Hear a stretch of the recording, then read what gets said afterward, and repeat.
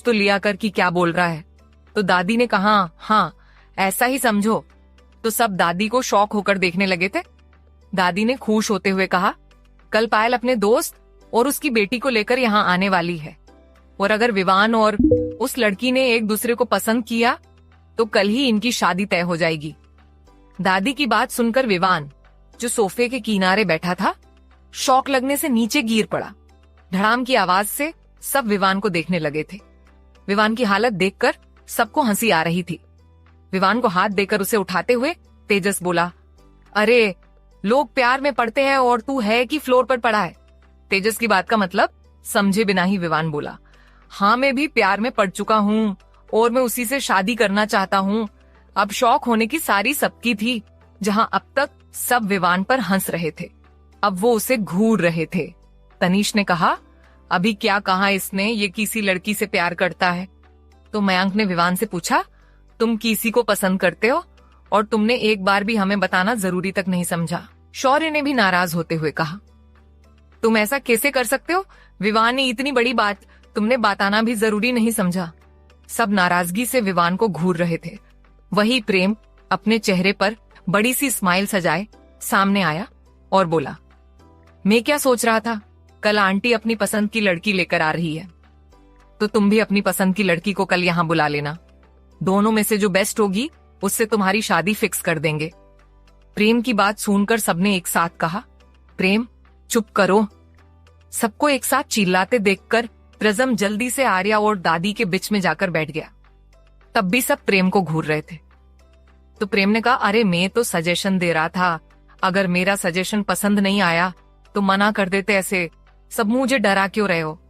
आर्या ने धीरे से कहा, प्रेम ये सच में सीरियस बात है और तुम इस टाइम भी मजाक कर रहे हो। आर्या की बात पर प्रेम ने मुंह फुला लिया और बोला, भाभी आप तो मेरी साइड लिया करो, चाहे मेरी गलती क्यों ना हो। तो आर्या के चेहरे पर स्माइल आ गई और उसने हाँ में अपना सर हिलाया। और वही अद्वैत जो कब से प्रेम और आर्या को देख रहा था, जो आपस में खुसूर फुसूर कर रहे थे। प्रेम आर्या के सामने भी मुंह फुलाकर उससे कोई बात मनवा रहा था। वो सब देखकर पता नहीं क्यों पर अद्वैत को बेचैनी महसूस हो रही थी, जैसे वो कोई गलती करने जा रहा हो। वही विवान दादी के पास आ गया था। उसने दादी से कहा, दादी मैं सच में धरा से प्यार करने लगा हूँ, मैं उसी से शादी करना चाहता हूँ, प्लीज कुछ करिए, मैं और किसी लड़की से शादी नहीं कर सकता। विवान काफी इमोशनल हो गया था। अब तक पायल की बातें सुनकर दादी खुश थी और अब विवान की बातों से वो टेंशन में आ गई थी। वही दादाजी ने कहा, तो ये बात तुम्हें जाकर अपनी माँ को बतानी चाहिए थी। दादाजी की बात सुनकर विवान ने डरते हुए कहा, दादू मैंने मॉम को ये बात बताई थी, उस दिन मॉम ने मुझे धरा के साथ देख लिया था और उसी बारे में बात करने के लिए मॉम ने मुझे घर बुलाया था और मैंने मॉम को बताया भी था कि मैं धरा को पसंद करता हूँ। धरा मिडिल क्लास फैमिली से है और शायद इसी वजह से मॉम ने धरा से मिले बिना ही उसे रिजेक्ट कर दिया है और अब वो मेरी शादी अपनी पसंद की लड़की से करना चाहती है। विवान ने सारी बातें एक सांस में बता दी। विवान की बात सुनकर सब टेंशन में आ गए थे।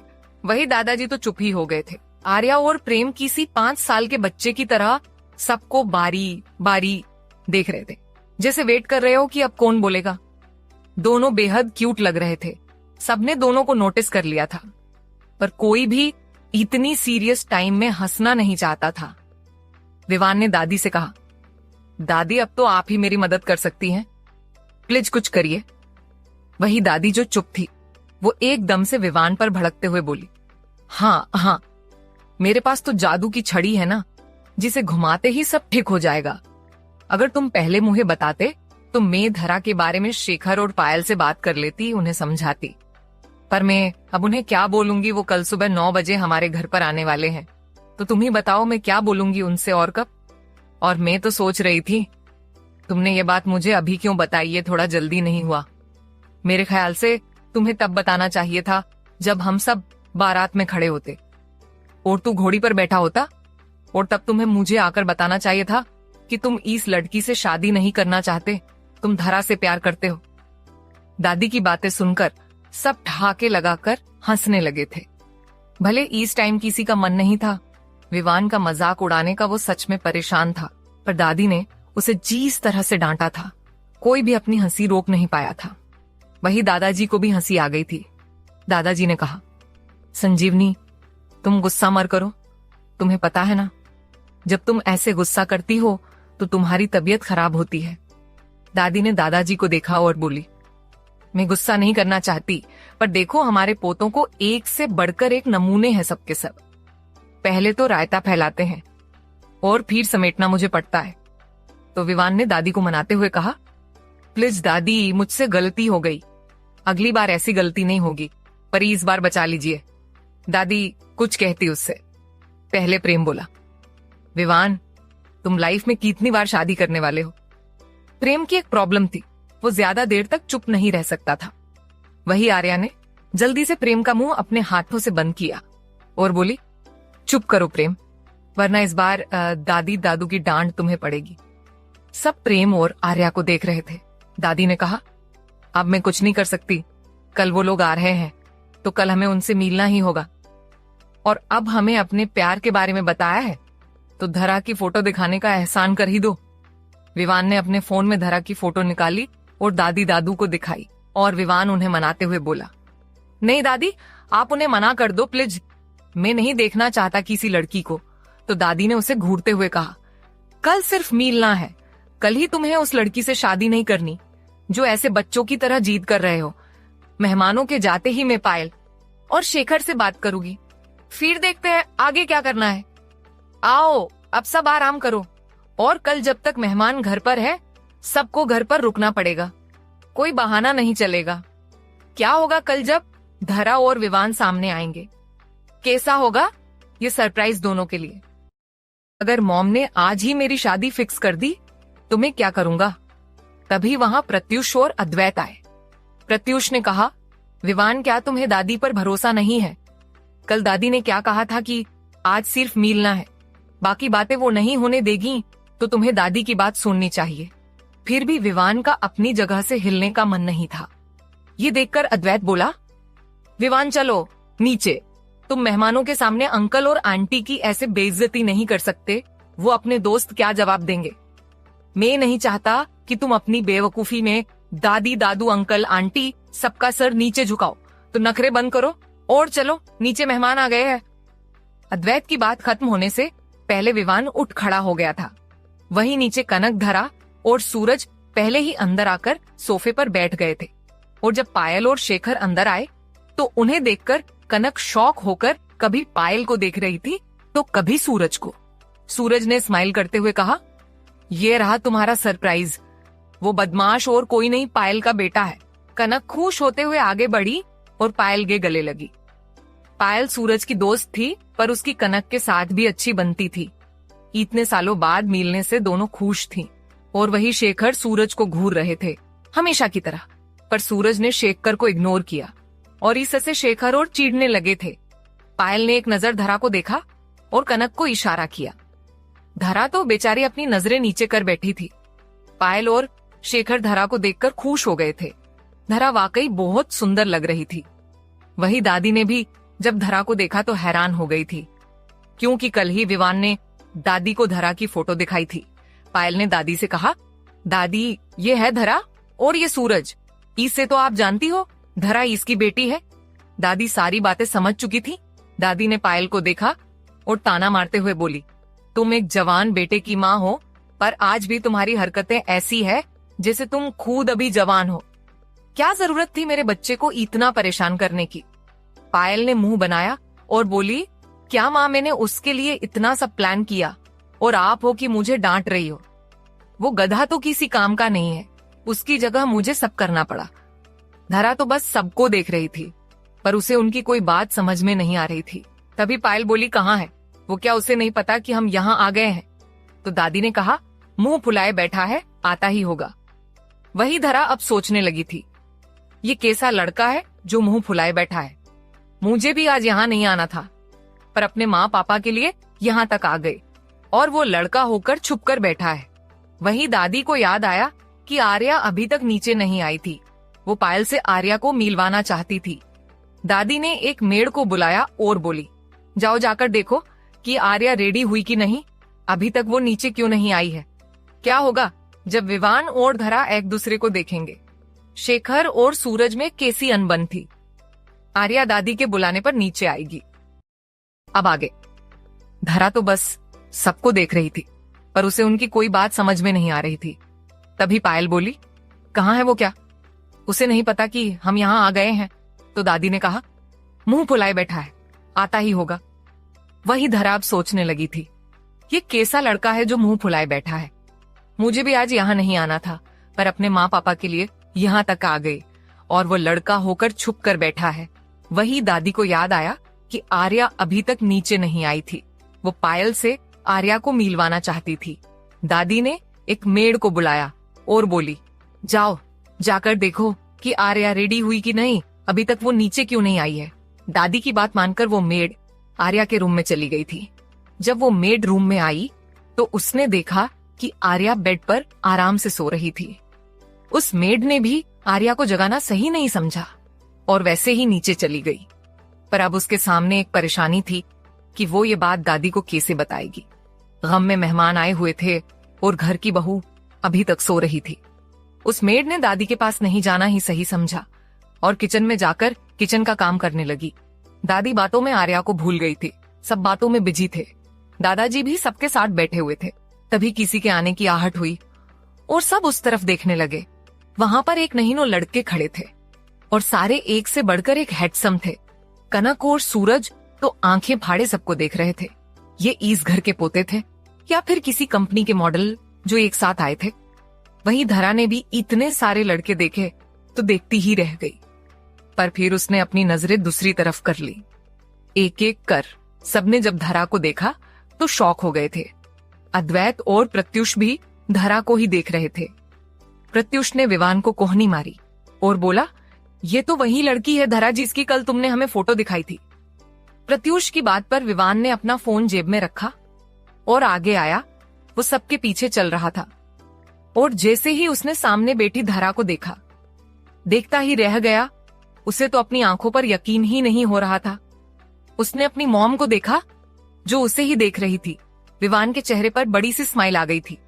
वो जल्दी से नीचे आया और अपनी मॉम के गले लगा और धीरे से बोला, you are the best mom. वही धरा अब थोड़ी अनकंफर्टेबल होने लगी थी। उसने अपने मन में कहा, इतने सारे लड़के, कौन है ये सब? कितना अजीब लग रहा है मुझे। मेरे साथ मेरी कोई फ्रेंड भी नहीं है। विवान ने आगे बढ़कर सबको ग्रीट करना चाहा तो पायल ने उसे धरा की तरफ इशारा किया तो विवान समझ गया। सब बैठ गए थे तो दादी ने कहा, हमें तो ये लड़की पसंद है। अगर आपको भी लड़का पसंद हो तो हम आज ही सगाई की तारीख पक्की कर लेते हैं। दादी की बात सुनकर धरा शॉक हो गई थी। उसने अपने पापा को देखा तो सूरज ने उसे दूसरी तरफ देखने का इशारा किया। अपने पापा का इशारा समझ धरा ने उस तरफ देखा तो उसके सामने विवान बैठा था।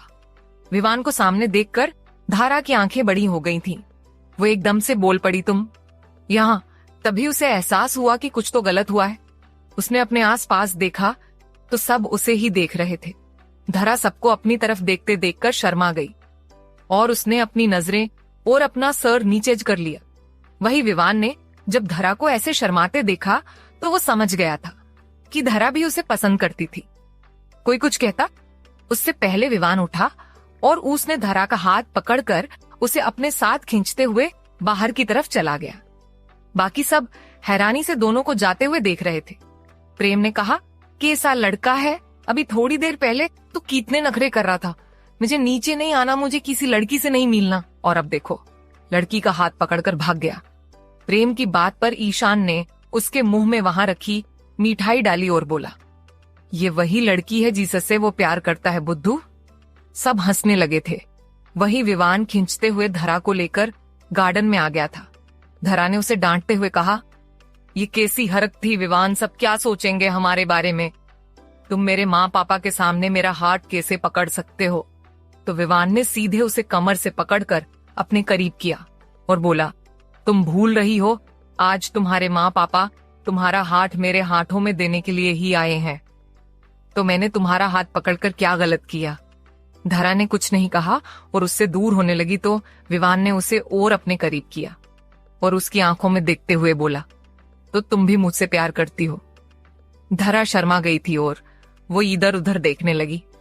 धरा उसके सवाल से बचना चाहती थी तो विवान ने फिर से कहा, धरा मैं पहली नजर में तुमसे प्यार कर बैठा था, पर तुम्हें ये बात बता नहीं पाया। तो धरा भी अपना सर नीचे किए हुए ही कहा, मैं भी तुमसे तब से प्यार करने लगी थी जब तुमने उन लड़कों से मुझे बचाया था, पर अपनी ही प्यार को समझने में मुझे देर लगी। विवान ने उसकी चीन को पकड़कर उसका चेहरा ऊपर उठाया और अगले पल उसके होठों पर अपने होठ रख दिए। धरा तो एकदम से पीछे होने लगी थी, पर विवान ने उसे कमर से पकड़ रखा था और उसे किस कर रहा था। तभी एक तेज धड़ाम की आवाज से दोनों हड़बड़ा गए और उस तरफ देखने लगे जहां से अभी आवाज आई थी। वहां पर सब जमीन पर पड़े थे और एक दूसरे को अपने ऊपर से धक्का देकर हटा रहे थे। दरअसल शौर्य, ईशान, मयांक, तेजस, तनीश पांचों एक छोटे पेड़ के पीछे छुपकर विवान और धरा को देख रहे थे और तभी प्रेम उनके पीछे आ गया, पर उसे कुछ दिखाई नहीं दे रहा था तो वो ईन के ऊपर चढ़ने लगा और उसकी वजह से सब आगे की ओर गिर पड़े थे। सबको अपने सामने देखकर धरा ने अपना चेहरा विवान की पीठ में छुपा लिया था। वो सबके सामने नहीं आ रही थी और वही अद्वैत और प्रत्युष एक साइड खड़े सबको देख रहे थे। प्रत्युष ने हंसते हुए अद्वैत से कहा, यार एक बात बता प्रेम, जब आंटी के पेट में था तो उन्होंने ऐसा क्या खाया था जो ये लड़का ऐसा पैदा हुआ है। प्रत्युष की बात पर अद्वैत ने पहले तो उसे घूरा और फिर प्रेम को देखते हुए बोला, मुझे कैसे पता होगा, मैं तो खुद छोटा था। अद्वैत की बात पर प्रत्युष को और हंसी आ रही थी। वही अद्वैत तो गार्ड में आर्या को देखने आया था, पर आर्या तो यहाँ पर भी नहीं थी। उसने नीचे आने के बाद आर्या को हर तरफ देखा था। वो घर में नहीं थी तो उसे लग रहा था शायद वो गार्डन में होगी, पर वो तो यहाँ पर भी नहीं थी। वही मेड ने खाना टेबल पर लगा दिया था और तब दादी फिर से आर्या की याद आई। दादी को अब उसकी फिक्र होने लगी थी।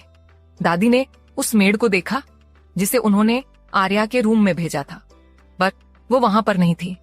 तो दादी ने दूसरी मेड को बुलाकर उसे आर्या के रूम में भेजा। वो मेड जब रूम में आई तो उसे आर्या सोफे पर बैठी दिखाई दी। उस मेड ने आर्या के पास आकर कहा, बेटा जब तुम जाग रही हो तो तुम नीचे क्यों नहीं आई? मालकिन को तुम्हारी फिक्र हो रही है। आज घर में मेहमान आए हैं और तुम घर की बहू होकर भी उनसे मिलने नहीं गई, ये अच्छा थोड़ी लगता है।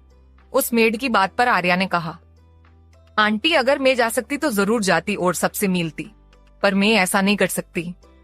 आर्या की बात सुनकर उस मेड को उसके लिए बुरा लग रहा था। आर्या ने कहा, आंटी क्या आप मेरा काम करेंगी? प्लीज मना मत करिए। तो उस मेड ने हाँ में अपना सर हिलाया। तो आर्या ने कहा, आप दादी से कहिए कि मेरी तबीयत ठीक नहीं है, मुझे बुखार था तो मैंने जूस पीकर दवाई खा ली है और वापस से सो गए हूँ। उस मेड ने आर्या की बात मान ली थी और वो रूम से बाहर चली गई। घर में दादी को छोड़कर सबको पता था कि अद्वैत आर्या को कैसे ट्रीट करता था। उस मेड ने आकर दादी को वैसे ही बताया जैसे आर्या ने उसे कहा था। तो दादी ने फिक्र करते हुए कहा, क्या अभी उसे तेज बुखार है? क्या पहले मैं डॉक्टर को कॉल करूं? तो उस मेड ने कहा, नहीं मालकिन, आर्या को अब बुखार नहीं है। शायद अद्वैत बाबा ने उसे पहले ही बुखार की दवाई दे दी थी और उसी वजह से शायद आर्या को नींद आ रही है। दादी को लगा चलो अच्छा है, अद्वैत अब अपनी जिम्मेदारी तो समझने लगा है और उनके चेहरे पर स्माइल आ गई थी। दादी ने मेड को आर्या के लिए कुछ खाना लेकर जाने के लिए कहा तो वो मेड भी जल्दी से किचन में चली गई। वो जानती थी आर्या सुबह से भूखी थी, तो उसने एक प्लेट में खाना लिया और अद्वैत के रूम में चली गई। इधर सब डाइनिंग टेबल पर बैठ गए थे। पहले ही कुंद्रा पैलेस की डाइनिंग टेबल बहुत बड़ी थी और आज तो और भी बड़ी टेबल रखी गई थी। सब साथ में बैठकर खाने लगे थे। भले ही अभी घर में मेहमान थे, सब खुश थे, पर फिर भी सबके दिल में आर्या का ख्याल था कि वो घर पर होकर भी उनके साथ खाने के टेबल पर नहीं थी। प्रेम, शौर्य, तेजस, तनीश, ईशान, मयांक, प्रत्युष, यहाँ तक कि विवान को भी इस बात का एहसास हुआ था कि आज सुबह से आर्या सबके बीच नहीं थी। उसने एक नजर अद्वैत को देखा जो शांति से बैठा खाना खा रहा था। उसे कोई फर्क नहीं पड़ता था कि उसने आर्या को रूम में रहने के लिए कहा था और शायद वो भी भूखी होगी। सब बहाने से बार बार आर्या के रूम की तरफ देख रहे थे और सबकी हरकत से दादाजी को भी याद आ गया कि उनके साथ आज आर्या नहीं थी, पर मेहमानों के सामने दादाजी कुछ नहीं बोलना चाहते थे। उन्होंने भी एक नजर अद्वैत को देखा जो आराम से अपना खाना खा रहा था।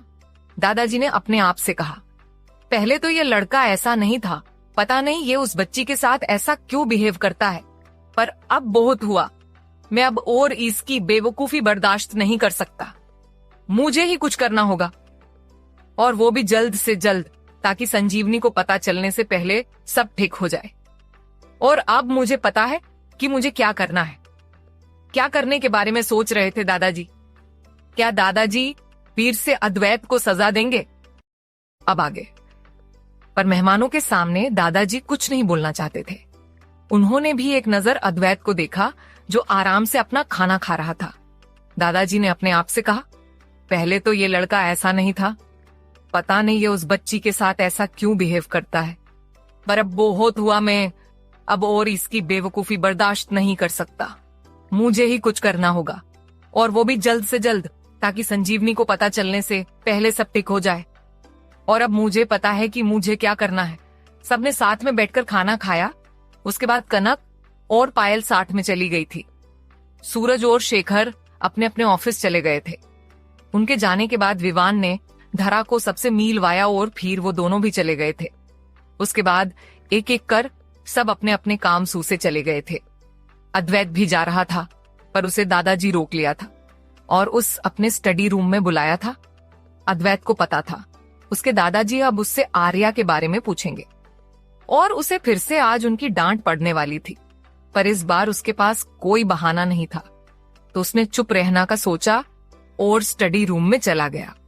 अद्वैत के आते ही दादाजी ने कहा, मैं चाहता हूं कि तुम अपनी शादी की लीगली अनाउंसमेंट करो। दादाजी की बात सुनकर अद्वैत शॉक होकर उन्हें देखने लगा था। उसने कहा, पर दादू। दादाजी ने उसकी बात बीच में ही काटते हुए कहा, अब मैं चाहता हूं कि तुम अपनी शादी की रिसेप्शन पार्टी रखो और पूरी दुनिया के सामने अपनी पत्नी को इंट्रोड्यूस करो, और अब तुम खुद डिसाइड करो कि तुम पार्टी कौन से दिन रखना चाहते हो, पर पार्टी इसी हफ्ते होगी और ये मेरा आखिरी फैसला है। दादाजी की बात सुनकर अद्वैत की बोलती बंद हो गई थी। उसने दादाजी को कोई जवाब नहीं दिया और बस सर हिलाकर स्टडी रूम से बाहर निकल आया और अपने रूम की तरफ चल पड़ा। वहीं अद्वैत के जाते ही दादाजी ने एक गहरी सांस भरी और बोले, अब तुम आर्या को और परेशान नहीं कर पाओगे। तुम्हें उसे अपनी पत्नी का दर्जा देना ही होगा। आज जो तुमने उसके साथ किया वो बिल्कुल गलत था। तुम उसे रूम में रहने के लिए कैसे बोल सकते हो? मुझे पता है उसकी तबीयत खराब भी होती तो भी वो सबके साथ आकर बैठती। तुमने ही उसे नीचे आने से मना किया होगा। आर्या फिर से रूम की बालकनी में जाकर बैठ गई थी।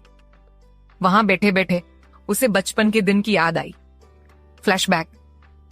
एक दिन आर्या और काव्या घर पर अकेली थी, तो काव्या ने आर्या के रूम का गेट बाहर से बंद कर दिया और अपने रूम में जाकर खेलने लगी। वही आर्या जो पढ़ाई कर रही थी। और जब उसने बाहर जाने के लिए गेट खोलने की कोशिश की तो गेट बंद था, और जैसे ही उसे एहसास हुआ कि वो अपने रूम में बंद हो चुकी है, उसे बेचैनी महसूस होने लगी थी। आर्या के साथ बचपन से ये प्रॉब्लम थी। उसे अगर लगता कि वो कहीं पर बंद हो गई है तो उसे सफोकेशन होने लगती थी, भले वो अपने ही रूम में क्यों ना हो। और ये बात काव्या को अच्छे से पता थी, और आर्या को परेशान करने के लिए वो हमेशा उसके साथ ऐसी हरकतें करती रहती थी। आर्या जल्दी से अपने रूम की बालकनी में चली गई और वो बालकनी से नीचे कूदने की कोशिश करने लगी। उस टाइम आर्या नादान थी। उसे जरा सा भी अंदाजा नहीं था कि अगर वो बालकनी से नीचे गिरी तो उसके हाथ पैर टूट सकते थे। पर उस टाइम तो उसका अपने रूम से भागने का मन कर रहा था। आर्या बालकनी से नीचे कूद जाती, उससे पहले उसे आंटी की आवाज आई जो गेट से अंदर आ रही थी, और आर्या को बालकनी से नीचे झांकते हुए देखकर डर गई थी और चिल्लाकर उसे रुकने के लिए बोल रही थी। आर्या आंटी की आवाज से वहीं रुक गई थी। आंटी भागते हुए अंदर आई और आर्या के रूम का गेट खोलकर उसके पास चली गई। आर्या ने अपने पास आंटी को देखा तो एकदम से उनसे लिपट गई और रोने लगी। आर्या ने रोते हुए कहा, आंटी मैं यहाँ पर नहीं रहना चाहती, मैं ये घर छोड़कर जाऊंगी। आर्या की बात पर आंटी ने उसे समझाया कि दुनिया बहुत बुरी है और अभी वो छोटी है तो वो ये घर छोड़कर नहीं जा सकती। जब वो बड़ी होगी तब तुम्हारी शादी होगी और तुम अपने पति के साथ उसके घर चली जाओगी, और तब तुम जैसे मर्जी चाहे वैसे वहां रहना, तब तुम्हें वहां पर कोई परेशान नहीं करेगा। आंटी आर्या को बहलाने के लिए उससे ऐसी बातें किया करती थी। Present time. आर्या ने एक फिक्की स्माइल करते हुए कहा, आंटी आपकी बात तो सही थी, पर शायद मेरी किस्मत खराब थी। घर तो बदल गया पर मेरे हालात नहीं बदले। आज मैं उसी कंडीशन में हूं। तब मैं छोटी थी तो घर छोड़कर नहीं जा सकती थी, और अब बड़ी हो गई हूं तो भी इतनी मजबूर हूं कि आज भी घर छोड़कर नहीं जा सकती। ये बोलते हुए आर्या की आंखों में रुके आंसू उसके गाल पर लुढ़क गए। आर्या ने अपने आंसू साफ किए और आसमान को देखने लगी। उसके पास यही तो एक काम था, या तो वो घंटों वहां बैठी गार्डन को देखा करती या फिर आसमान को देखती रहती। वही अद्वैत जो गुस्से में दनदनाते हुए रूम में आया था, उसने जब आर्या को अपने आंसू साफ करते देखा तो एक पल वहीं रुककर आर्या को ढूंढने लगा। वो रूम में आया था पर आर्या को उसके आने का एहसास नहीं हुआ था। पर जब वो वहां खड़ा उसे देखने लगा तो आर्या को लगा कि अद्वैत उसे देख रहा है, और उसने रूम में देखा ग्लास वॉल से अंदर बाहर आसानी से देखा जा सकता था। आर्या ने अद्वैत को देखा तो दोनों की नजरें मिली। दोनों के चेहरे पर कोई भाव नहीं थे और ना ही उनके पास कोई शब्द थे एक दूसरे से बात करने के लिए। अद्वैत को देखते हुए आर्या ने अपने मन में कहा, पता नहीं ये क्या चाहते हैं मुझसे। पति तो है पर इस रिश्ते को मानते नहीं। प्यार नहीं है पर फिर भी अपने साथ रखे हुए हैं। मुझसे इतनी नफरत है कि मेरा चेहरा देखना भी पसंद नहीं है, फिर भी यहाँ से जाने नहीं देते। मुझे यहाँ कैद कर रखा है। वही अद्वैत जो आर्या को देख रहा था, और तभी उसे दादाजी की कही बात याद आई और उसके चेहरे पर फिर से गुस्सा आ गया और वो बालकनी में चला गया। आर्या ने उसे अपनी तरफ आते देखा तो उससे अपनी नजरें हटा ली और फिर से दूसरी तरफ देखने लगी। अद्वैत ने आर्या के पास आकर कहा, अगर आज के बारे में दादाजी और दादी ने कुछ पूछा तो बहाना बना देना, और अगर तुमने गलती से भी उनसे कुछ कहा तो देख लेना मुझसे बुरा कोई नहीं होगा। और दादाजी अगर किसी पार्टी की बात करे तो चुपचाप उनकी बात सुन लेना, उन्हें कुछ भी बताने को सोचना भी मत। तुम्हारी कोई चाल मुझ पर काम नहीं करेगी। मैं तुम्हें कभी अपनी वाइफ नहीं मानूंगा, और दुनिया के सामने तो कभी नहीं, और ना ही कभी तुम्हें मेरी वाइफ होने का हक मिलेगा। तुम उसके लायक नहीं हो कि अद्वैत कुंद्रा की लाइफ पार्टनर बन सको। समझ आई मेरी बात? अद्वैत ने आर्या को इतना कुछ कहा था पर फिर भी आर्या टस से मस नहीं हुई। जब उसकी सारी बातें खत्म हुई तो उसने अपनी नजरें उठाकर अद्वैत को देखा, जो उसके जवाब का इंतजार कर रहा था और उसे ही घूर रहा था जैसे अभी उसे मार डालेगा। अद्वैत की नजरें जब आर्या की नजरों से मिली तो उसे उसकी नजरों में सिर्फ खालीपन दिखाई दे रहा था। इतनी बेइज्जती करने के बाद भी उसका कोई रिएक्शन नहीं था और ना ही उसके चेहरे पर कोई भाव बदले थे, और उसकी आंखें तो उदासी से भरी लग रही थी। आर्या की आंखों में देखकर पता नहीं क्यों अद्वैत को अजीब सा महसूस होने लगा था, तो उसने और कुछ नहीं कहा, बस वहां से निकल गया। उसके जाते ही आर्या ने अपनी आंखें बंद कर ली तो फिर से उसके आंसू बह निकले। दूसरी तरफ वृंदा अपने रूम में बैठी पढ़ाई कर रही थी। तभी उसे अपनी दोस्त का कॉल आया। वृंदा जानती थी, उसने उसे बताया ही नहीं था कि वो कॉलेज कंटिन्यू नहीं जाने वाली थी, और शायद अब वो उस पर चिल्लाने वाली थी। वृंदा ने फोन उठाया पर उधर से सारा उस पर भड़कने के बजाय आराम से बोली, यार वृंदा कहाँ है तू? तुझे पता है 2 दिन से मैं तुझे की इतना मिस कर रही हूँ, और एक तू है कि तुझे मेरी कोई फिक्र ही नहीं। वृंदा फोन स्पीकर पर रखकर उससे बात कर रही थी। सारा की बात पर वृंदा ने कहा, मैं घर पर ही हूँ और कहाँ जाऊंगी? तो सारा ने फिक्र करते हुए कहा, आंटी की तबीयत तो ठीक है ना? क्या वो बीमार है जो तुम कॉलेज नहीं आ रही? तो वृंदा मना करते हुए बोली, नहीं सारा माँ बिल्कुल ठीक है, पर मुझे थोड़ी कमजोरी लग रही थी तो मैंने सोचा घर से पढ़ाई करूंगी। सारा ने कहा, चल ठीक है, पर अभी तुझे मेरे साथ चलना होगा, मैं कुछ नहीं सुनने वाली। वृंदा ने पूछा, तुम्हारे साथ जाना है, पर कहाँ? तो सारा बोली, आज मेरा बाहर घूमने का मन है, थोड़ी शॉपिंग करेंगे, खाना खाएंगे और फिर थोड़ी मस्ती करेंगे, और उसके लिए मुझे अपने साथ तू चाहिए, और अब मैं कोई बहाना नहीं सुनना चाहती। तुम अभी रेडी होने चली जाओ, मैं तुम्हें लेने तुम्हारे घर आ रही हूँ। सारा की बात सुनकर वृंदा उसे मना करना चाहती थी, पर वो कोई बहाना सोच रही थी। पर तभी साधना ने अंदर आकर सारा से कहा, हाँ सारा, वृंदा तैयार हो जाएगी, तुम आ सकती हो उसे लेने। साधना जो वृंदा के लिए जूस बनाकर लाई थी, उन्होंने सारा की बातें सुन ली थी। साधना की बात सुनकर सारा ने खुश होते हुए कहा, ओके आंटी, मैं अभी घर से निकल रही हूँ। और थैंक्स आंटी, वरना मुझे पता था वृंदा पक्का मना करने वाली थी। मैं आती हूँ, इतना बोल उसने कॉल कट कर दिया। वृंदा ने आलसी आवाज में कहा, माँ आपने उसे आने के लिए क्यों कहा? मेरा मन नहीं था बाहर जाने का। तो साधना ने उसके सर पर हाथ फेरते हुए कहा, नहीं वृंदा, तुम ऐसे रूम में बंद नहीं रह सकती, तुम्हें अभी बाहर जाना चाहिए, जिससे तुम्हें अच्छा महसूस होगा। एक ही जगह बंद रहने तुम्हारा मूड नहीं बदलेगा और तुम्हें और भी लो फील होने लगेगा। सारा के साथ बाहर जाओ, जरा घूमो तो फ्रेश फील करोगी और फिर पढ़ाई में भी तुम्हारा मन लगेगा। आज 3 दिन हो गए हैं तुम घर से बाहर नहीं निकली हो। ये तुम्हें बच्चे के सेहत के लिए भी अच्छा नहीं है। एक ही चीज के बारे में सोचते रहना दिमाग और दिल पर असर करने लगता है। मैं चाहती हूँ कि तुम सारा के साथ शॉपिंग पर जाओ, और हाँ आते टाइम हम दोनों की फेवरेट मिठाई लेकर आना, मेरा मन है खाने का। अपनी माँ की बातें वृंदा समझती थी और उसे भी लग रहा था उसे थोड़ी फ्रेशनेस की जरूरत थी। तो उसने भी साधना की बात मान ली और तैयार होने चली गई। क्या करेगा अब अद्वैत, और क्या करेंगे दादाजी अपनी बात मनवाने के लिए? कब तक ऐसी ही रहने वाली थी आर्या की लाइफ? क्या वृंदा का आज फिर से प्रत्युष से सामना होगा? अब आगे।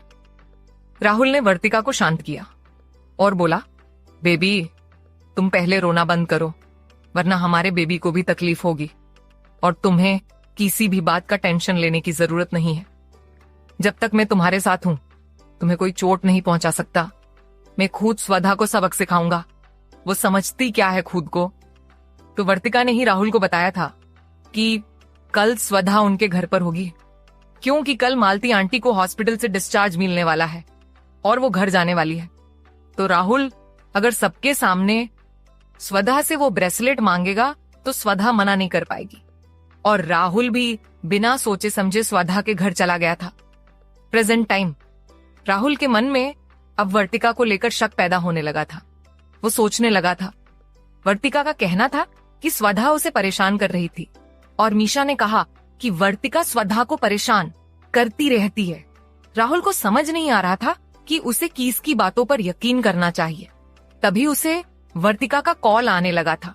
राहुल का मन नहीं था अभी उससे बात करने का, तो उसने उसकी कॉल इग्नोर की। पर वर्तिका इतनी आसानी से पीछा कहाँ छोड़ने वाली थी। वो बार बार कॉल कर रही थी। राहुल को लगा कहीं उसे कुछ हो ना गया हो, और यही सोचकर राहुल ने कॉल उठाई, पर वो बोला कुछ नहीं। तो उधर से वर्तिका की रोने की आवाज आने लगी थी। उसे रोते हुए सुनकर राहुल को उसकी टेंशन होने लगी थी। उसने फिक्र करते हुए कहा, वर्तिका क्या हुआ तुम्हें? तो उधर से वर्तिका ने सीसकते हुए कहा, राहुल अभी कहाँ हो तुम? मुझे अभी मीशा ने कॉल किया था। वो मुझे बोल रही थी कि मैंने उसकी दोस्त से उसका मंगेतर छीना है और उसकी सजा वो मुझे देकर रहेगी। उसने कहा कि वो मुझसे मेरी सबसे प्यारी चीज को दूर करने वाली है। राहुल मुझे बहुत ज्यादा डर लग रहा है, कहीं वो हमारे बेबी को हर्ट करने की कोशिश तो नहीं करेगी ना। मेरे लिए तो तुम और हमारा बेबी ही सब कुछ हो। तुम कहाँ हो? अभी प्लीज मेरे पास आ जाओ। वर्तिका की बातें सुनकर राहुल ने उसे शांत किया और बोला, मैं रास्ते में हूं और तुम टेंशन मत लो, वो कुछ नहीं कर पाएगी, और तुम अपना ख्याल रखना।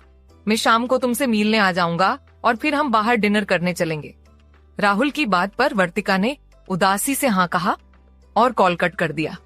उसके फोन रखते ही राहुल ने सोचा, मतलब मीशा जानबूझकर मुझे वर्तिका के खिलाफ भड़का रही थी।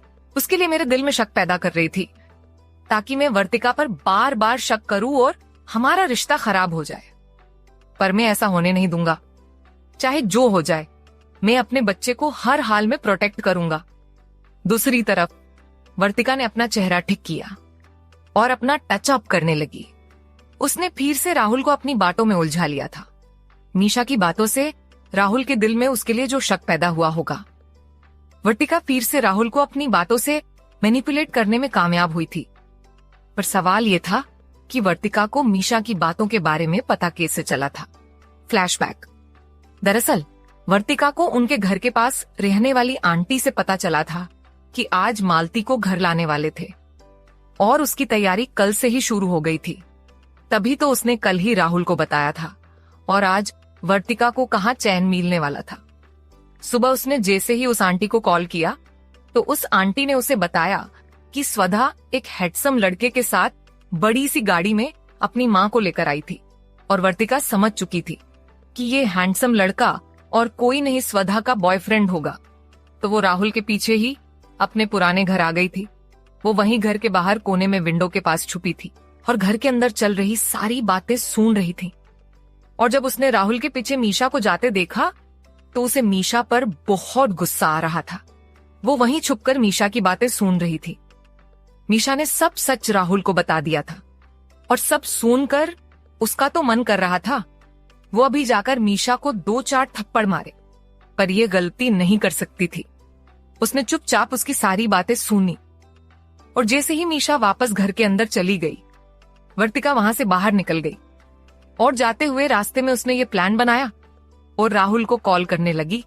उसे तो पहले से ही पता था राहुल उसका फोन नहीं उठाने वाला था और वो भी काफी ढीठ थी। आज वर्तिका को राहुल पर बहुत गुस्सा आ रहा था। एक तो उसने स्वधा से एक शब्द भी नहीं कहा था और वर्तिका को वो ब्रेसलेट चाहिए था, उसके बारे में तो उसने बात भी नहीं की थी और ऊपर से अपनी माँ की बात सुनकर वहां से चला भी आया था। वर्तिका को पता था किसी दिन संगीता ने राहुल से कहा कि उसे संगीता और वर्तिका में से किसी एक को चुनना होगा, तो राहुल अपनी माँ के साथ चला जाएगा और इसी वजह से वर्तिका ने अपने बच्चे का मोहरा बनाया था। उसके आगे तो संगीता भी कुछ नहीं कर सकती थी। वर्तिका ने अपने आप से कहा, तुम एक नंबर के नाकारा निकले। मुझे तो लगा था तुम मेरे लिए सबसे बेस्ट हो, पर उस स्वधा का बॉयफ्रेंड तुमसे भी बेस्ट है। उसका ऑरा ही अलग लगता है मुझे तो, और जीतना वो मुझे दूर करता है। मेरा उसमें इंटरेस्ट और बढ़ता जा रहा है। उसे भी एक दिन मैं अपनी उंगली पर नचाऊंगी, पर उसके लिए मुझे प्लानिंग करनी पड़ेगी और मुझे पता है मेरे लिए कोई काम मुश्किल नहीं हो सकता। मेरी खूबसूरती ही काफी होती है लड़कों को अपनी तरफ खींचने के लिए। वर्तिका तो अपनी सपनों की दुनिया में गुम हो चुकी थी। अब क्या प्लानिंग करने वाली थी वर्तिका रुद्राक्ष को फंसाने के लिए? राहुल कब तक वर्तिका की झूठी मासूमियत के जाल में फंसता रहेगा? अब आगे, सारा के साथ बाहर जाओ, जरा घूमो तो फ्रेश फील करोगी और फिर पढ़ाई में भी तुम्हारा मन लगेगा। आज 3 दिन हो गए हैं तुम घर से बाहर नहीं निकली हो। ये तुम्हें बच्चे के सेहत के लिए भी अच्छा नहीं है। एक ही चीज के बारे में सोचते रहना दिमाग और दिल पर असर करने लगता है। मैं चाहती हूं कि तुम सारा के साथ शॉपिंग पर जाओ और हाँ, आते टाइम हम दोनों की फेवरेट मिठाई लेकर आना। मेरा मन है खाने का। अपनी माँ की बातें वृंदा समझती थी और उसे भी लग रहा था उसे थोड़ी फ्रेशनेस की जरूरत थी, तो उसने भी साधना की बात मान ली और तैयार होने चली गई। थोड़ी देर बाद वृंदा और सारा शॉपिंग करने निकल गई थी। सारा अमीर घर की लड़की थी, पर उसे पता था वृंदा उसके साथ मॉल में आने पर कुछ नहीं खरीदेगी और ना ही सारा को उसके लिए कुछ खरीदने देगी। तो सारा भी वृंदा के साथ मॉल में ना जाकर छोटे से शॉप पर चली जाती थी और दोनों शॉपिंग का मजा लेते थे। दोस्ती सच्ची हो तो पैसे या स्टेटस मायने नहीं रखता। यही सारा और वृंदा के साथ भी था। ना सारा कभी अपने पैसों का घमंड दिखाती थी और ना वृंदा को पसंद था कि सारा उसके खर्चे उठाए। दोनों ने बहुत कुछ खरीदा और वो दोनों उस शॉप से बाहर निकलने लगी थी। तभी वृंदा की नजर वहां पर खड़ी एक लेडी पर गई जो एक छोटे बच्चे को लेकर खड़ी थी और उसके लिए कार्टून वाले शूज देख रही थी। वृंदा को पता नहीं क्या हो गया था। वो उस लेडी के साइड में जाकर खड़ी हो गई और वहां रखी चीजें देखने लगी। वहां पर छोटे बेबी की जरूरत की सारी चीजें थी। वृंदा एक एक कर सब देख रही थी। वो छोटे कपड़े, केन अप, सॉक्स देखकर उसके दिल में एक एहसास जागने लगा था। तभी सारा उसके पास आई और हैरानी से बोली, वृंदा तुम यहाँ क्या कर रही हो और तुम छोटे बच्चे के कपड़े क्यों देख रही हो? सारा की बात सुनकर वृंदा होश में आई। वो तो भूल ही गई थी कि सारा भी उसके साथ थी और अब वो सोच रही थी कि उसके सवाल का क्या जवाब देगी। पर तभी सारा बोली, क्या किसी रिश्तेदार के घर बेबी हुआ है और तुम उसके लिए गिफ्ट देख रही हो? तो वृंदा ने बस हाँ में अपना सर हिलाया और उसने एक राहत की सांस ली।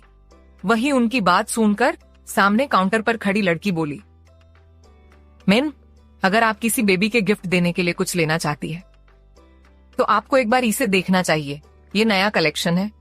इतना बोल उस लड़की ने वृंदा के सामने बेबी के नाप वाली शॉल रखी। वृंदा ने उसे हाथों में उठाकर देखा तो वो बेहद सॉफ्ट थी।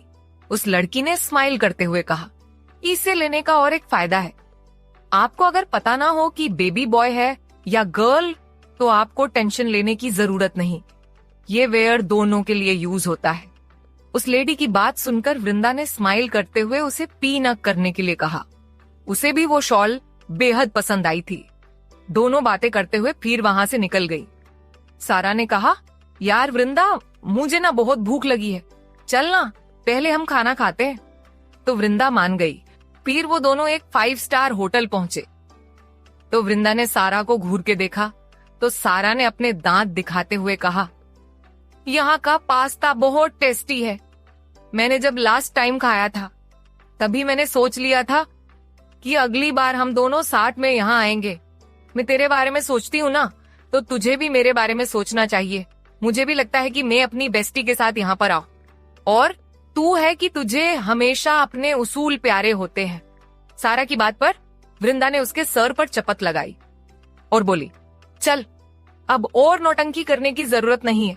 हमेशा तो तू अपनी मन की करती है और नखरे ऐसे करती है कि तू कितनी मासूम है और मैं जल्लाद। वृंदा की बात पर सारा जोर से हंस पड़ी थी। सारा अपनी कार लेकर आई थी तो उसने वहां खड़े गार्ड को अपने गाड़ी की चाबी थमाई और दोनों होटल के अंदर चली गई। दोनों बेटे बातें कर रही थी। वृंदा कॉलेज की 2 दिन की सारी अपडेट सारा से पूछ रही थी, नोट्स के बारे में, लेक्चर के बारे में। पर सारा स्टडी के बारे में कम और कॉलेज में चल रही बातें ही ज्यादा बता रही थी। सारा को गॉसिप करने का बड़ा शौक था। वो कॉलेज में चल रही सारी बातें वृंदा को बताया करती थी और आज भी वो यही कर रही थी। तभी उनके पास वेटर आया। वो दोनों का ऑर्डर लेकर आया था और तभी वृंदा को लगा कि उस वेटर के पीछे से जाते हुए लोगों के साथ उसने प्रत्युष को देखा था, पर वेटर उनके सामने खड़ा था तो वो उसे ठीक से नहीं देख पाई थी। अचानक ही प्रत्युष का ख्याल आते ही वृंदा की दिल की धड़कनें बढ़ने लगी थी। वो फिर से प्रत्युष का सामना नहीं करना चाहती थी, पर वृंदा ने खुद को तसल्ली देते हुए सोचा, वो हर जगह कैसे हो सकता है। उसे शायद वहम हुआ था। और फिर दोनों अपना खाना खाने लगी।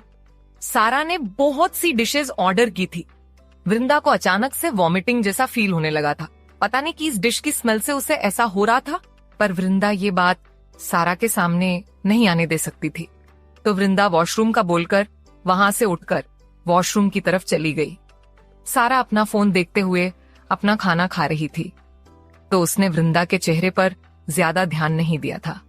इधर वृंदा ने वॉशरूम में आकर ठंडे पानी से अपना चेहरा धोया तो उसे थोड़ा अच्छा लगने लगा था। उसने टिश्यू से अपना चेहरे से पानी साफ किया और अपने हाथ साफ करते हुए वॉशरूम से बाहर आ गई। वृंदा सामने नहीं देख रही थी और सामने से आ रहे ईशान ने जब वृंदा को देखा तो उसने आगे आकर सीधे वृंदा का हाथ पकड़ लिया और उसे खींचते हुए दूसरी साइड लेकर जाने लगा। वृंदा जोर से चिल्लाने ही वाली थी कि उसकी नजर उस ईशान के चेहरे पर पड़ी जो अब तक उसका हाथ पकड़े उसे एक रूम में लेकर आया था। वृंदा ने सोचा, मतलब वो मेरा कोई वहम नहीं था, ये लड़का मेरा पीछा क्यों नहीं छोड़ता। वृंदा बस प्रत्युष को गुस्से से घूर रही थी। उसका मन नहीं था उससे कोई भी बात करने का। और वही प्रत्युष वृंदा को अपने साथ लेकर तो आया था, पर अब उसे समझ नहीं आ रहा था वो उससे क्या बात करेगा। तभी प्रत्युष को दादाजी की बात याद आई और उसने वृंदा से कहा, तुमने मेरी दादी को शादी के लिए मना क्यों किया। प्रत्युष की बात सुनकर वृंदा ने तपाक से कहा, ये मेरी लाइफ है, मैं चाहे जो करूं, तुम होते कौन हो मुझसे ये सवाल करने वाले। और मुझे तुमसे शादी नहीं करनी थी तो मना कर दिया, और अब तुम मेरा पीछा करना बंद कर दो क्योंकि मैं तुमसे शादी कभी नहीं करने वाली। प्रत्युष को वृंदा का जवाब अच्छा नहीं लगा था और उसे गुस्सा आने लगा था। प्रत्युष ने उसकी तरफ अपना एक कदम बढ़ाया और अपने दांत पीसते हुए बोला, क्यों क्यों नहीं करना चाहती तुम मुझसे शादी? क्या कमी है मुझ में? मैं अपनी लाइफ में इतना सक्सेसफुल हूं कि पूरी लाइफ तुम्हें किसी चीज की कमी नहीं होगी। मेरे पास सब कुछ है, तो बताओ मुझे, तुम मुझसे शादी क्यों नहीं करना चाहती? वृंदा को प्रत्युष की बातें पागलों जैसी लग रही थीं। एक तो उसे किसी के पैसों से कोई लेना देना नहीं था। वो अपने पैरों पर खड़ी होना चाहती थी। उसे खुद के दम पर अपने सपने पूरे करने थे। तो उसके सामने खड़ा लड़का कितना भी अमीर हो, उसे उससे कोई फर्क नहीं पड़ने वाला था। पर उसे प्रत्युष को जवाब तो देना ही था। तो उसने कहा, हाँ होगा तुम्हारे पास सब कुछ, पर फिर भी मैं तुमसे शादी नहीं करना चाहती। तुमने उस लड़की के चाल से बचने के लिए मेरी लाइफ बर्बाद कर दी। वो लड़की तुम्हारी लाइफ बर्बाद करना चाहती थी। तुमने खुद को उससे बचा लिया, पर अपनी जरूरत और ईगो सेटिस्फाइड करने के लिए मेरे साथ जबरदस्ती की। क्या इतना काफी नहीं था जो तुम अभी भी मेरे पीछे पड़े हो? पर मैं तुम्हें आज आखिरी बार बता रही हूं, चाहे जो हो जाए, मैं तुमसे शादी नहीं करने वाली। प्रत्युष जो उसकी बातें सुन रहा था और वृंदा का इनकार सुनकर उसे उस पर और गुस्सा आ रहा था। और वो अब वृंदा के पास जाने लगा था और वृंदा अपने कदम पीछे लेने लगी थी। वृंदा पीछे होते हुए दीवार से टकरा गई थी। अब वो और पीछे नहीं हो सकती थी। प्रत्युष ने कहा, हमारे बीच उस दिन जो कुछ भी हुआ है, क्या उसके बाद भी तुम किसी और लड़के से शादी करने के लिए तैयार हो? और तुमने सोच भी कैसे लिया कि मैं ऐसा होने दूंगा? अब वृंदा को भी प्रत्युष पर गुस्सा आ रहा था। वो बेवजह उसे परेशान कर रहा था। उसने झल्लाते हुए कहा, तुमसे किसने कहा कि मैं शादी करने वाली हूँ? मैं शादी नहीं करने वाली, ना तुमसे और ना किसी और से, समझे तुम? और अब हटो मेरे रास्ते से, मुझे जाना है यहाँ से। इतना बोल वृंदा उसकी बगल से जाने लगी तो प्रत्युष ने उसके साइड में दोनों तरफ अपने हाथ रख दिए और वृंदा की आंखों में देखते हुए बोला, तुम मुझसे झूठ नहीं बोल सकती। पता नहीं क्यों तुम्हारी आंखों में देखकर मुझे ऐसा ही लगता कि तुमने मुझसे झूठ बोला है। मुझे पता है तुम ऐसे ही बिना शादी के पूरी लाइफ तो नहीं बिताने वाली। मेरे साथ सोकर तुम किसी और से शादी नहीं कर सकती। प्रत्युष की बात सुनकर उसके चेहरे के भाव बदल गए थे, पर उसने अपने आप को संभाला और फिर उसने उसी तरह से जवाब दिया, ये मेरी लाइफ है और मैं क्या करना चाहती हूँ ये मैं तुम्हें बताना जरूरी नहीं समझती। दूर हो जाओ, मुझे जाना है। तुम ऐसे मुझे परेशान नहीं कर सकते।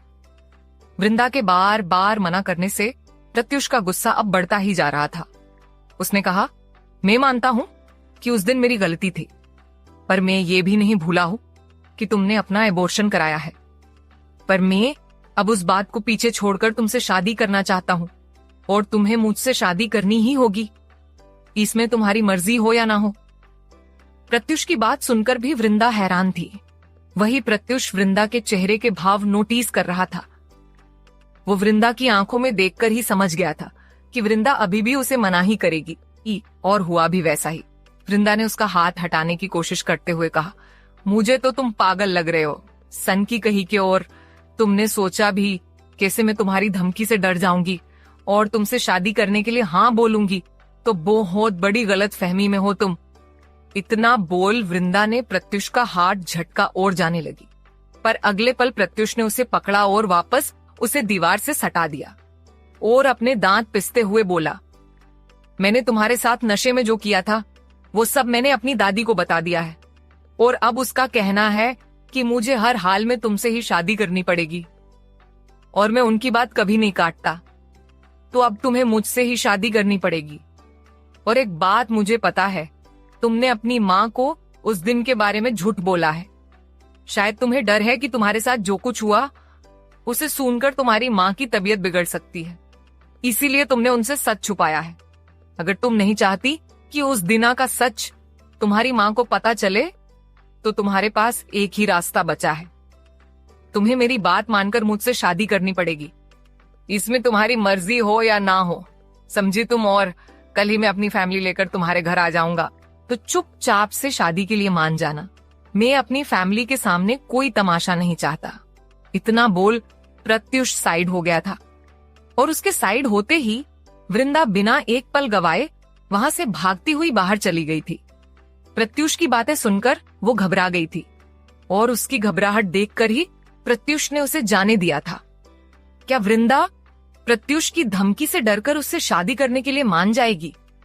क्या सच में प्रत्युष वृंदा की मां को सच बताएगा? अब आगे। और एक बात मुझे पता है, तुमने अपनी मां को उस दिन के बारे में झूठ बोला है।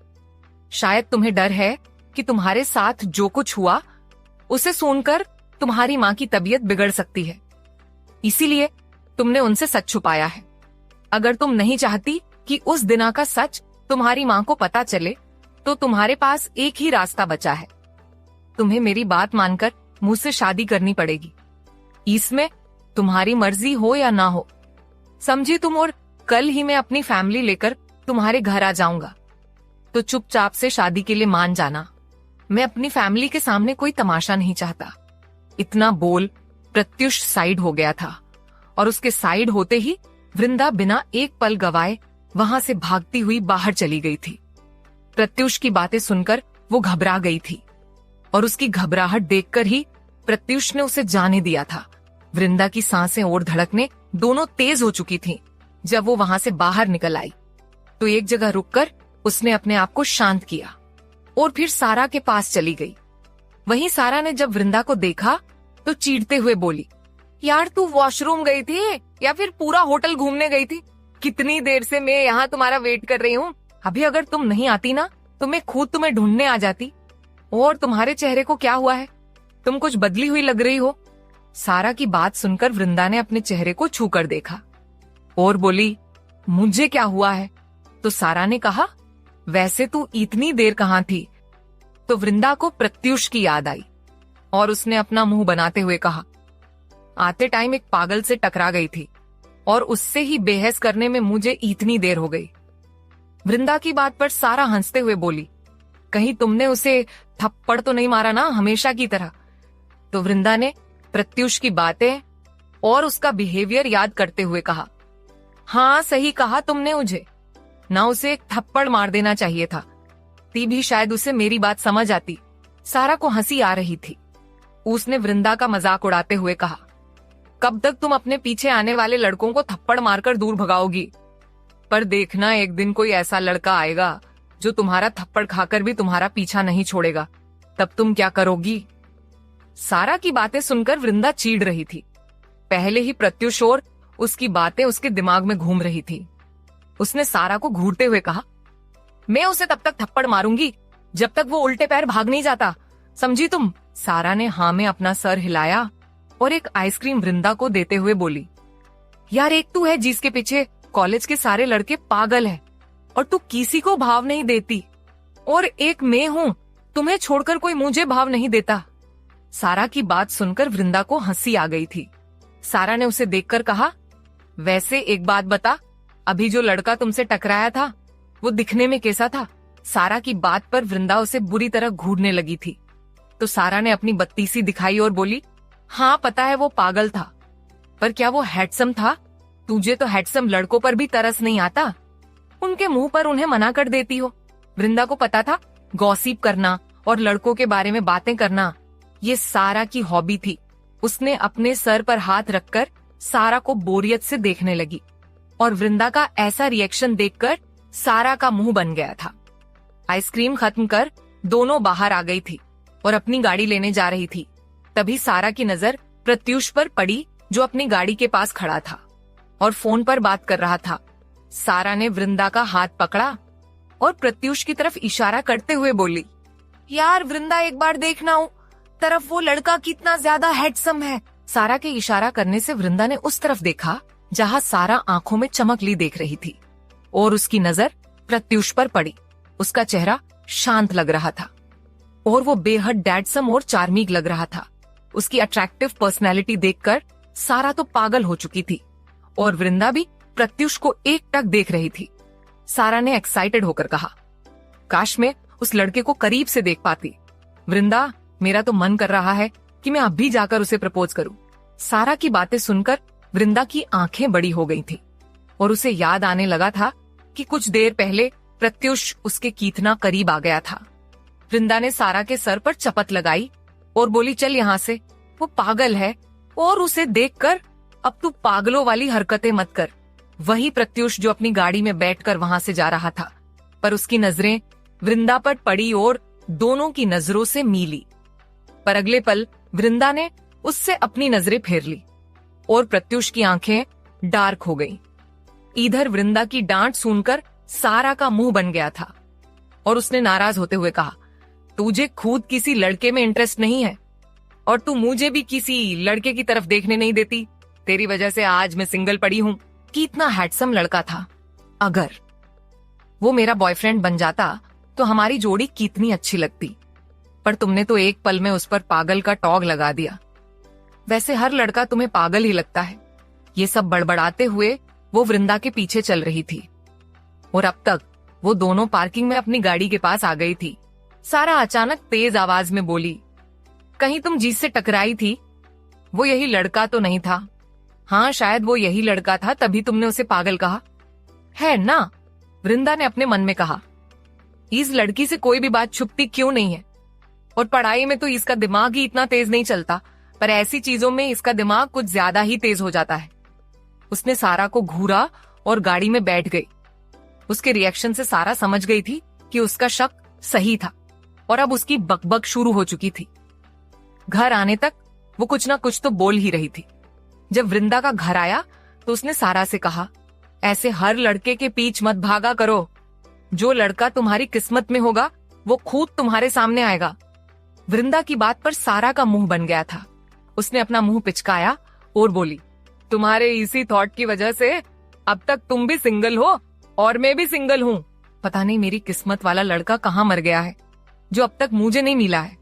सारा की बात पर वृंदा मुंह खोले उसे देख रही थी और फिर दोनों एक साथ जोर से हंस पड़ी। सारा ने वृंदा को बाय कहा और चली गई। वही सारा के जाते ही वृंदा के चेहरे से हंसी कहीं गायब हो चुकी थी और उसके का चेहरा सीरियस हो गया था। वृंदा अपने शॉपिंग बैग लेकर अंदर आई तो साधना वहां थी। उसने बैग वहीं पर रखे और साधना के रूम में चली गई। साधना सो रही थी तो वृंदा ने अपनी माँ को नहीं जगाया और वापस आ गए। वृंदा अपने रूम में जाकर फ्रेश होने लगी थी, पर उसके दिमाग में अभी भी प्रत्युष और उसकी बातें ही चल रही थी। वृंदा फ्रेश होकर अपने बेड पर बैठी थी और अब वो सोच रही थी कि उसे आगे क्या करना है। आज प्रत्युष ने उसे जीज लहजे में धमकी दी थी। उसे देखकर कहीं से भी नहीं लग रहा था कि वो मजाक कर रहा था। अगर वृंदा ने उसकी बात नहीं मानी तो वो सच में वैसा ही करेगा जैसा उसने कहा था। वृंदा को उसने कहा था कि कल वो अपनी फैमिली को लेकर उसके घर आने वाला है, मतलब उसके पास आज रात का ही टाइम था।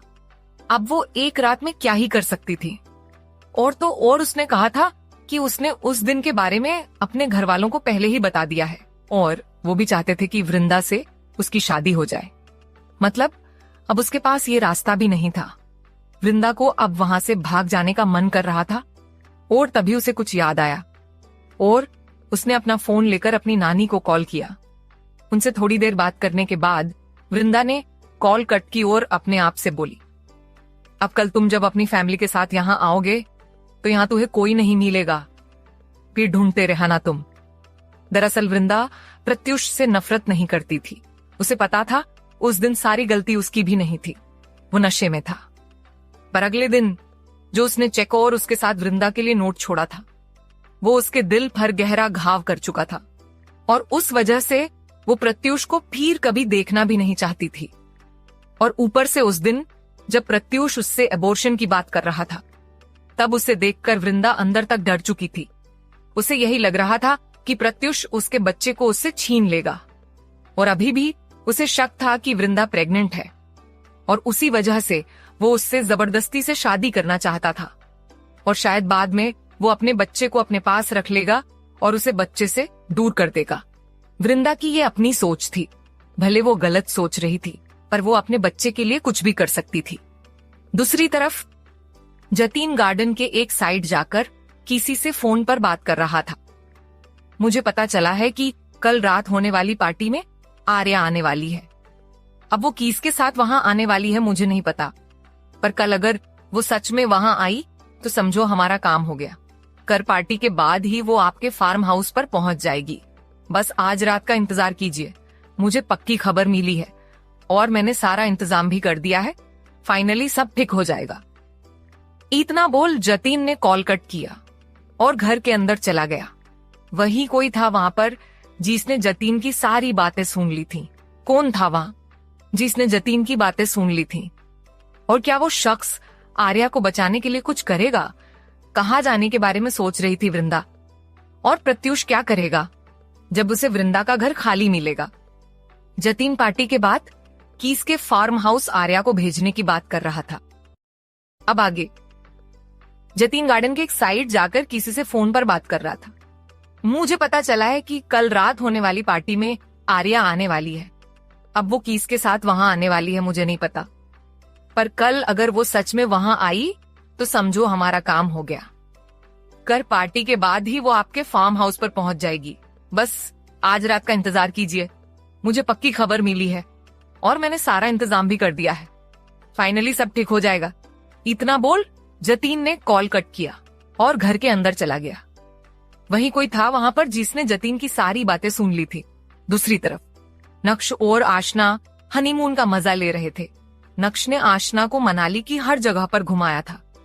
दोनों ने साथ में मनाली की ठंड के काफी मजे लिए थे और साथ में नक्श ने आशना को भी बहुत तंग किया था।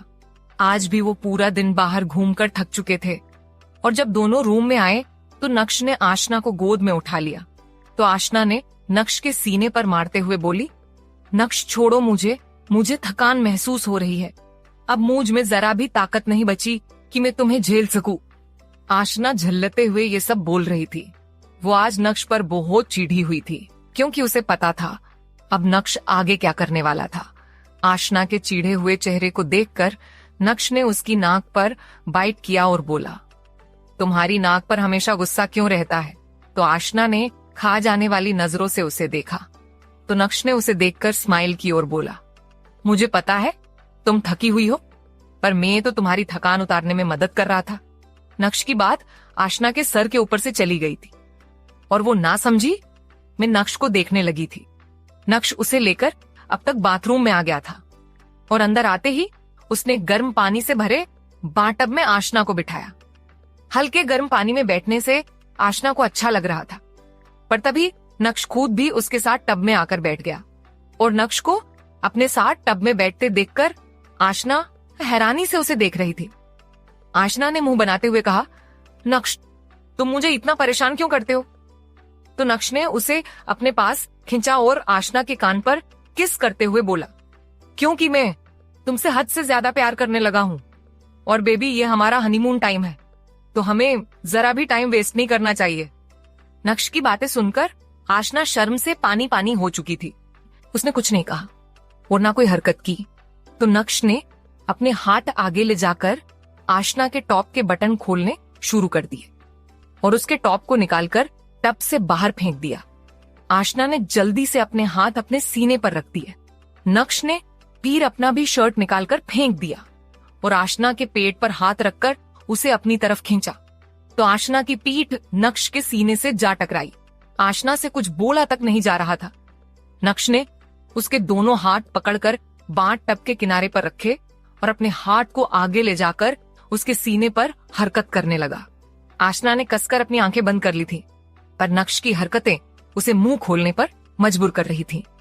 अब नक्श के होंठ आशना की गर्दन पर अपने छाप छोड़ रहे थे और उसके हाथ आशना को सहला रहे थे। जिस से आशना कराह रही थी उसके मुंह से आहें निकल रही थी।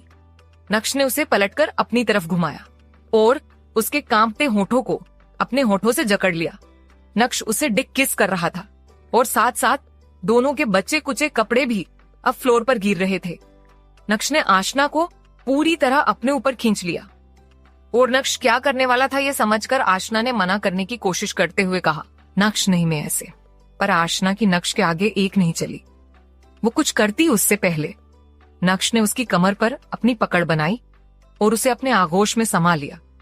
एक हल्के दर्द को महसूस कर आशना के मुंह से चीख निकल गई, पर अब आशना की हिम्मत नहीं हो रही थी कि वो नक्श के तरफ देखने भी। तो शर्म से उसने अपना चेहरा नक्श की गर्दन में छुपा लिया था। नक्श के दोनों हाथ उसकी कमर पर थे जिसे वो मुंह कर रहा था। नक्श ने कहा, आशना प्लीज मेरी तरफ देखो। तो आशना ने वैसे ही नामे अपना सर हिलाया तो नक्श ने कहा, प्लीज बेबी एक बार मेरी तरफ देखो। तो आशना ने अपना चेहरा उसकी गर्दन से बाहर निकाला और वो नक्श की आंखों में देखने लगी। नक्श भी उसकी आंखों में ही देख रहा था।